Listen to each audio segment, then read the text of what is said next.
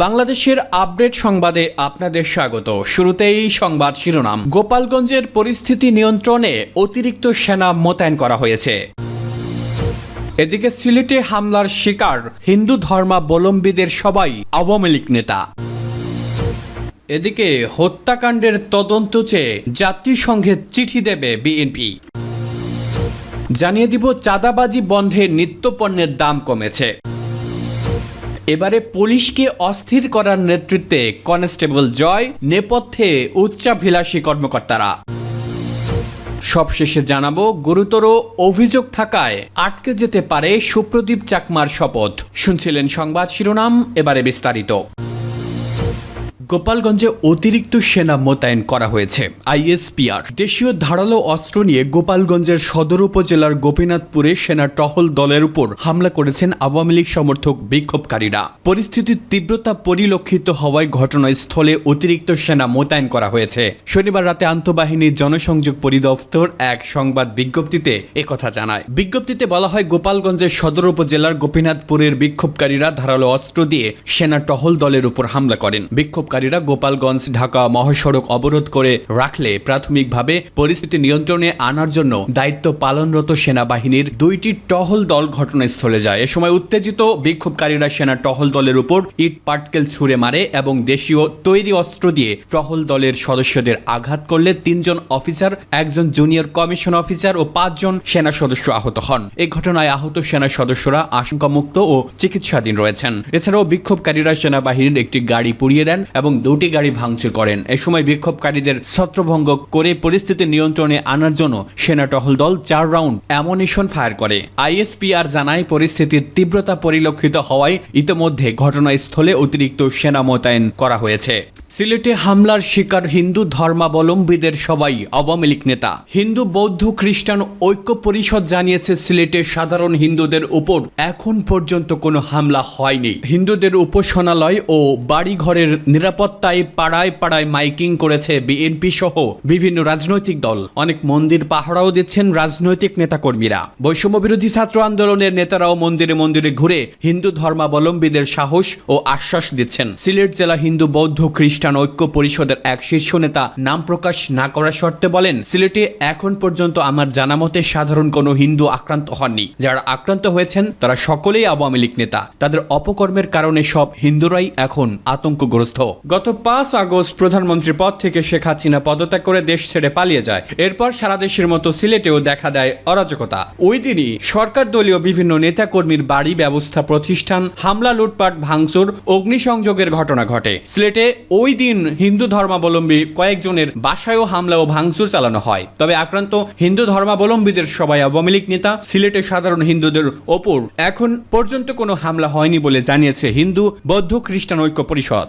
হত্যাকাণ্ডের তদন্ত চেয়ে জাতিসংঘে চিঠি দেবে বিএনপি। বৈষম্য বিরোধী আন্দোলনে সরকার গণহত্যা চালিয়েছে উল্লেখ করে বিএনপির মহাসচিব মির্জা ফখরুল ইসলাম আলমগীর বলেছেন, গণহত্যার বিষয়ে নিরপেক্ষ তদন্তের জন্য জাতিসংঘের কাছে চিঠি পাঠাবো। শনিবার রাজধানীর গুলশানে বিএনপি চেয়ারপারসন বেগম খালেদা জিয়ার রাজনৈতিক কার্যালয়ে এক জরুরি সংবাদ সম্মেলনে তিনি একথা বলেন। মির্জা ফখরুল বলেন, আন্দোলনে সরকার নৃশংসভাবে হত্যাকাণ্ড চালিয়েছে। সে ব্যাপারে আমরা সব সময় কথা বলে এসেছি। আমরা সিদ্ধান্ত নিয়েছি গণহত্যার বিষয়ে জাতিসংঘের কাছে নিরপেক্ষ তদন্তের জন্য চিঠি পাঠাবো। অন্তর্বর্তীকালীন সরকারের প্রধান উপদেষ্টার কাছেও এ বিষয়ে চিঠি দেব।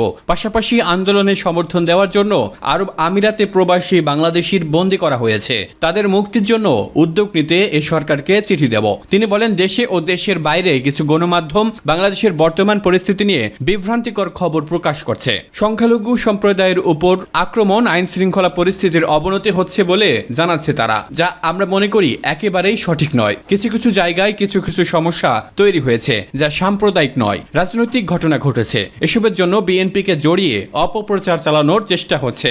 এর আমরা তীব্র নিন্দা জানাচ্ছি। এ ধরনের কোনো কর্মকাণ্ডের সাথে বিএনপি জড়িত নয়। পাশাপাশি দেশের সুষ্ঠু ও স্বাভাবিক কোনো রাজনৈতিক দল বা ব্যক্তি জড়িত নয়। এটা সম্পূর্ণভাবে একটা চক্রান্ত চলছে। নতুন করে যে স্বাধীনতা অর্জিত হয়েছে তা ধ্বংস করার চক্রান্ত। এ সময় উপস্থিত ছিলেন বিএনপির স্থায়ী কমিটির সদস্য মির্জা আব্বাস, ডক্টর আব্দুল মঈন খান প্রমুখ। চাঁদাবাজি বন্ধে নিত্যপণ্যের দাম কমেছে। তীব্র ছাত্র আন্দোলনের ফলে প্রধানমন্ত্রী শেখ হাসিনা ভারতে পালিয়ে যাওয়ার পর বাজারে আওয়ামী লীগ সরকারের চাঁদাবাজি এমনিতেই বন্ধ হয়ে গেছে। স্বস্তি ফিরছে নিত্যপণ্যের বাজারে। এক সপ্তাহের ব্যবধানে সব ধরনের সবজির দাম কমেছে। দাম কমার তালিকায় রয়েছে ডিম, ব্রয়লার মুরগি ও গরুর মাংস। তবে চালের দাম কমেনি। ব্যবসায়ীরা জানিয়েছেন পণ্য পরিবহনে গত কয়েকদিন ধরে তাদের কোনো চাঁদা দিতে হচ্ছে না। এমনকি বাজারে আগে বিভিন্ন সংগঠনকে চাঁদা দিতে হতো, এখন সেগুলোরও উৎপাত নেই। ঢাকার গণমাধ্যমে খবর বের হয়েছে আওয়ামী লীগ সরকারের সাবেক স্বরাষ্ট্রমন্ত্রী আসাদুজ্জামান খান কামালের ছত্রছায়ায় প্রতিদিন রাজধানীর কাউরান বাজারেই 1.5 কোটি টাকা চাঁদাবাজি করত আওয়ামী লীগ এবং যুবলীগ। কাউরান বাজারে পাইকারিতে নিত্যপণ্যের দাম এমনিতেই বেড়ে যেত, ফলে খুচরা বাজারে তার নেতিবাচক প্রভাব পড়ে থাকে। এছাড়া কোটা সংস্কার আন্দোলনের সময় পণ্যের সরবরাহে ব্যাঘাত ঘটলেও এখন তা নেই। এসব কারণে পণ্যের দাম কমছে।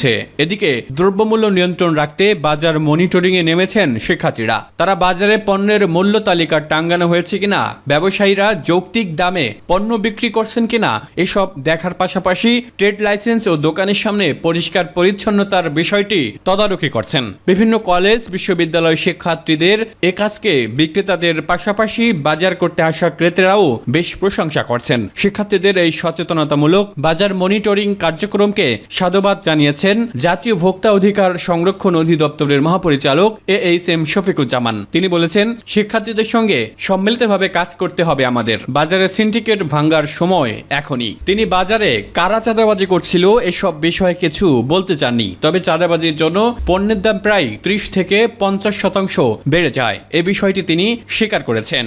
পুলিশকে অস্থির করার নেতৃত্বে কনস্টেবল জয়, নেপথ্যে উচ্চাভিলাষী কর্মকর্তারা। পুলিশ বাহিনীর নেতৃত্বে থাকা উচ্চাভিলাষী ও অপেশাদার কিছু সদস্যের প্ররোচনায় এখনো দাবি আদায়ের নামে নানা ষড়যন্ত্র করছে একটি চক্র। তারা রাজারবাগ পুলিশ লাইন্স, বিভিন্ন ব্যারাক ও জেলায় নানামুখী উস্কানিমূলক বক্তব্য প্রচার করে আসছে। এমনকি তারা ইউনিফর্ম না পরা সহ কর্মবিরতি পালন করছে। তাদের মধ্যে বেশ কয়েকজনকে ইতোমধ্যে চিহ্নিত করা হয়েছে। চিহ্নিতদের মধ্যে পুলিশ কনস্টেবল সোয়াইবুর রহমান জয়কে নেতৃত্বে থাকতে দেখা গেছে। সে ইতোমধ্যে বিভিন্ন পর্যায়ের পুলিশ সদস্যদের উস্কানি দিয়ে পুলিশের কথিত নেতা হয়ে উঠেছে। জয় সম্পর্কে সাধারণ পুলিশ সদস্যরা জানান, ঢাকা মহানগর পুলিশের OSD হওয়া সাবেক কমিশনার হাবিবুর রহমানের প্রেতাত্মা এই জয়, যে হাবিবের গৃহপালিত হিসেবে পরিচিত। এই কনস্টেবল পুলিশ থিয়েটারের সদস্য। হাবিবুর রহমানের পৃষ্ঠপোষকতায় পরিচালিত অভিশপ্ত আগস্ট নাম মঞ্চ নাটকে শেখ কামালের চরিত্রে অভিনয় করেন জয়। এখনকার পরিবর্তিত পরিস্থিতিতে কেন্দ্রীয় সমন্বয় কমিটির নেতা হিসেবে নিজেকে ঘোষণা করেছে সে। পুলিশের বিশৃঙ্খলা তৈরির উদ্যোগ হিসেবে তার নাম দিয়ে উস্কানিমূলক নানা বার্তা পাঠাচ্ছে সাধারণ পুলিশ সদস্যের কাছে। বিভিন্ন ধরনের হোয়াটসঅ্যাপ মেসেঞ্জারেও সে এই বার্তা পাঠিয়েছে। সর্বশেষ 9 ও 10 আগস্ট কনস্টেবল সোয়াইবুরের নামে যে নির্দেশনাটি পুলিশ সদস্যদের হোয়াটসঅ্যাপে পাঠানো হয়েছে তা শেয়ার করেন এক পুলিশ সদস্য। সেখানে বলা হয়েছে, কর্মবিরতি চলবে, কেউ গায়ে ইউনিফর্ম লাগাবেন না। নিজেদের নিরাপত্তার স্বার্থে লাইনে সিভিল পোশাকে ডিউটি চলবে। লাইনের বাইরে কেউ ডিউটিতে যাবে না। যে যেখানে আছেন সে সেখানে অবস্থান করবেন। ঢাকার মধ্যে যারা আছেন তারা রাজারবাগে উপস্থিত হবেন। 11 দফা দাবি বাস্তবায়ন না হওয়া পর্যন্ত পুলিশের স্বাভাবিক কার্যক্রম বন্ধ থাকবে। ভয়, হুমকি, গড় হাজির একযোগে প্রতিহত করবেন। গুরুতর অভিযোগ থাকায় আটকে যেতে পারে সুপ্রদীপ চাকমার শপথ। দেশের অন্তর্বর্তী সরকারের উপদেষ্টা হিসেবে নাম প্রস্তাব এসেছে সাবেক রাষ্ট্রদূত সুপ্রদীপ চাকমার। তবে তার বিরুদ্ধে অনিয়ম, দুর্নীতির ব্যাপক অভিযোগ থাকায় শপথ গ্রহণ নিয়ে অনিশ্চয়তা দেখা দিয়েছে। জানা গেছে 2005 সাল থেকে সুপ্রদীপ চাকমা তুরস্ক ও ভিয়েতনামে দায়িত্ব পালনকালে ব্যাপক আর্থিক অনিয়মে জড়ান। এর জেরে 2011 সালের নভেম্বর মাসে দুদকের সহকারী পরিচালক মোহাম্মদ মাহবুবুল আলম বাদী হয়ে সুপ্রদীপ চাকমার বিরুদ্ধে রমনা থানায় 2টি মামলা দায়ের করেন। দুদক সূত্রে জানা যায়, মামলার পর দীর্ঘ অনুসন্ধানে সুপ্রদীপ চাকমার বিরুদ্ধে অনিয়ম এবং অর্থ আত্মসাতের সংশ্লিষ্টতা পাওয়া যায়। মামলার বিবরণ এবং অনুসন্ধান সূত্রে জানা যায়, ভিয়েতনামে যাওয়ার আগে তুরস্কে বাংলাদেশ দূতাবাসে মিনিস্টার হিসেবে দায়িত্বরত অবস্থায় এ রাষ্ট্রদূতের বিরুদ্ধে আর্থিক অনিয়মের অভিযোগ পাওয়া যায়। এদিকে অন্তর্বর্তীকালীন সরকারের ডাক পাওয়া সাবেক রাষ্ট্রদূত ও পার্বত্য চট্টগ্রাম উন্নয়ন বোর্ডের চেয়ারম্যান সুপ্রদীপ চাকমাকে রাখা তার প্রতিবাদ জানিয়েছে ক্ষুদ্র নৃগোষ্ঠী সমাজের নাগরিকরা।